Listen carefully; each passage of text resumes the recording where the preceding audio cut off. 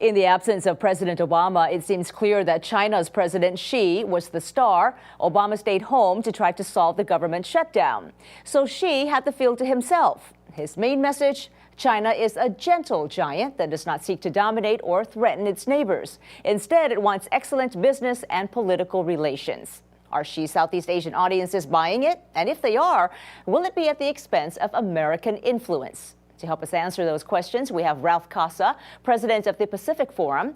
It's part of the Washington-based Center for Strategic and International Studies. He joins us on Skype from the Pacific Forum's offices in Honolulu. Welcome to LinkAsia. Well, thank you. Glad to be here. Now, first, Xi Jinping's been talking about what Asia can expect from China. How did you understand his words and intent? Well, I think he's certainly trying to cast a positive light on China's role in the region, but obviously people are still very nervous. The Chinese say one thing, but they've been fairly aggressive in the South China Sea. They've certainly not been tolerant of some of their neighbors. So I think people are still somewhat concerned, despite the reassuring words. Were Southeast Asians able to get any concessions from China on the South China Sea, and did you see any movement? No, I mean, the Chinese have played sort of a stall game and a divide and conquer game on the South China Sea. They continue to agree that they will talk about a code of conduct, but it's been 10 years now and they still haven't developed one. They'd still prefer to deal individually with the other claimants rather than dealing with the international community as a whole, or even the Southeast Asians as a whole, because divide and conquer is always easier. You know, there's been all sorts of hand-wringing, at least in the U.S., that President Obama missed a big opportunity by staying home to deal with the domestic crisis. Others, though, think it's no big deal. What do you think?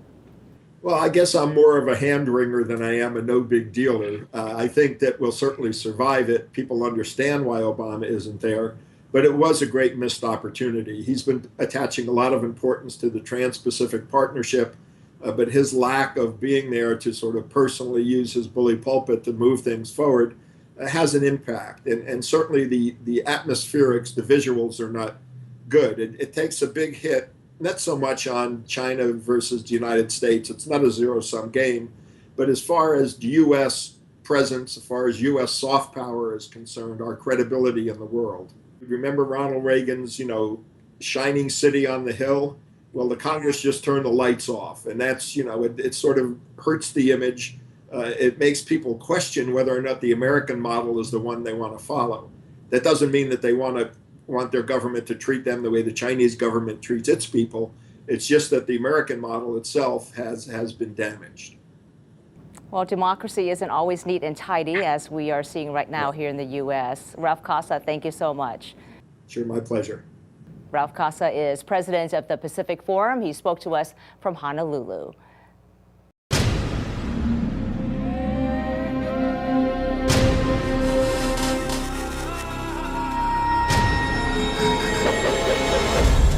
Now on U.S. airwaves, a global channel of uncompromising stories.